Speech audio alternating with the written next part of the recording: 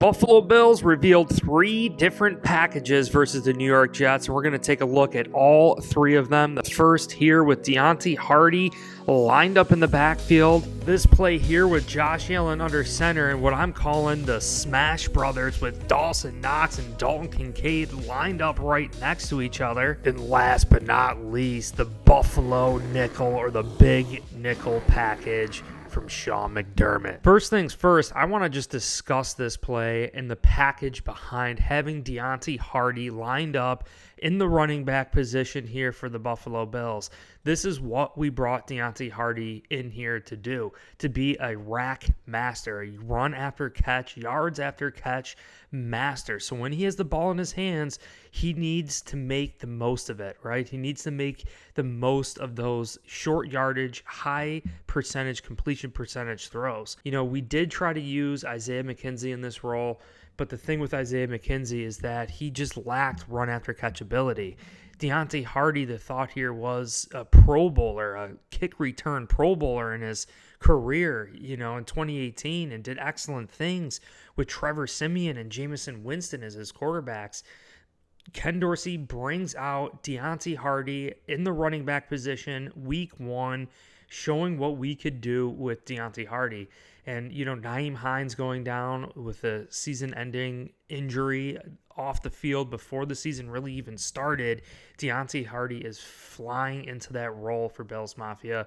This is definitely a huge package. So the short passing game, the screen game, a high percentage game, especially going against zone coverage teams like the New York Jets, like the Vegas Raiders. They kind of have the same sort of defense in their coverages. The Raiders call a lot of cover 3 and a lot of quarters defense. So I'm expecting the Buffalo Bills to try a lot of underneath passes. And the next package I want to discuss is the Smash Brothers offensive package here with Dawson, Knox, and Dalton Kincaid lined up right next to one another. So when you take a look at this with Josh Allen under center, James Cook the running back, what this ultimately does to the New York Jets is really makes them focus on the dual tight ends, right? They have to pay attention to that. They have to shift their line to that side. And as you can see, you know, it really opens up the right side where Dawson Knox and Dalton Kincaid are not, you know, utilizing James Cook's speed in that stretch run towards the perimeter. You know, the defense has to pay attention to those 2 tight end sets on the outside. And I really think this is definitely going to be a package going forward here. And we could even see on this particular play, they both go out blocking. The Smash Brothers on the outside, having them play right next to one another is a unique idea the Buffalo Bills are going to be bringing for 2023. And what else it does is it really allows for one of them to block and one of them to run a route. And especially if we're trying to slow down the defensive pass rush, what happened to us last week in the New York Jets, I think occasionally at times it would have been wise to maybe have someone there to help out with Spencer Brown. Now we see both tight ends on Dion Dawkins' side, but they could easily flip and play the other side. And you could tell the ball is on the weak side there, right? So they're actually on the weak side of the formation with the 2 tight end set. You know, the Jets, I mean, gosh, that is just such a threat. It's such a threat, and I think it kind of went unnoticed during the game here, but having Dawson Knox, Dalton Kincaid lining up right next to one another definitely presents a lot of damage here. And, you know, they could also chip and then go out, right? Like a delayed route. So you could see Dawson Knox staying there, holding, having delayed route, blocking first, and then going out.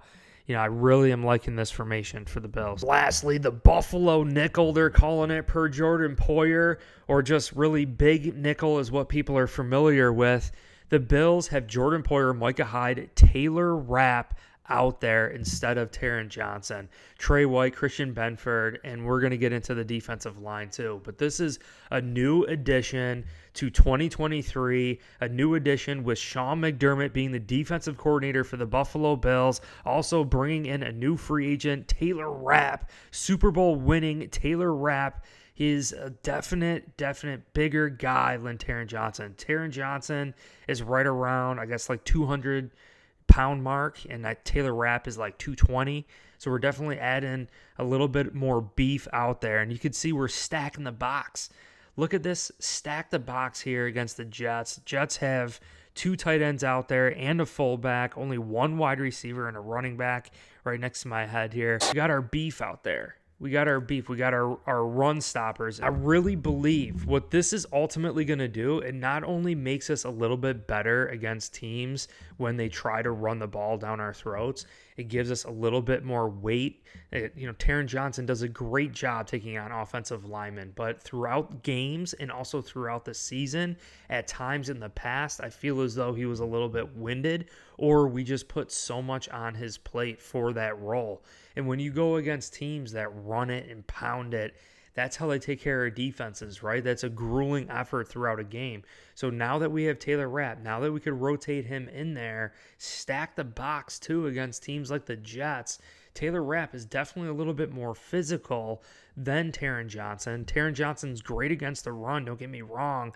Then maybe they're probably both the same against the run, but the fact that Taron Johnson's going to be fresh throughout the season, this is about longevity, right? This is about preserving Taron Johnson for when the games are ultimately important. Plus, it does add still a little bit of beef to this Buffalo Bills defense going against teams that are going to be run heavy, like the Jets, like the Raiders this week. And I'm definitely expecting the Bills to deploy these 3 packages versus the Vegas Raiders without a doubt this upcoming week. This big nickel, the Buffalo nickel they're calling it. They kind of look like a buffalo out there looking at them right now.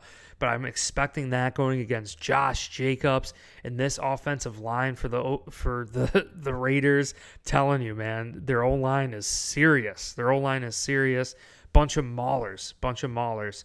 Max Crosby going against Spencer Brown. Thank God they don't have Chandler Jones. Thank God they don't have Jacoby Myers, man. I'm telling you, they have a pretty decent team. But I really think this is going to be a game for the Bills to get right back on track, to continue deploying these different packages that the Bills have. One thing I do want to mention offensively, Ken Dorsey utilized the Deonte Hardy in the running back position package 1 time on the first drive, 2 times on the second drive, and then got away from it. He understood it wasn't working. Now, personally for me, I would rather see it used sparingly throughout the game, instead of having it all be executed at once. I think a package like that, you catch them off guard throughout the game. I understand maybe even Wildcat, we would see Wildcat used sparingly. Sometimes they would come out and utilize it all condensed together, but I really think Deonte Hardy used sparingly, maybe once a quarter, something like that, 3 times a game, spread throughout the game makes a lot of sense. Also, that Smash Brother package with Dawson, Knox, Dalton, Kincaid. Hope you guys noticed my t-shirt here, the Terminator t-shirt by Dalton Kincaid. Here, you guys can check the link in the description on Etsy. Free shopping or free shipping. You guys could check that all out. But I appreciate you guys. I'm going to be going live too before the game, during the game tomorrow. So if you guys enjoyed this, hit like, subscribe, and go Bills.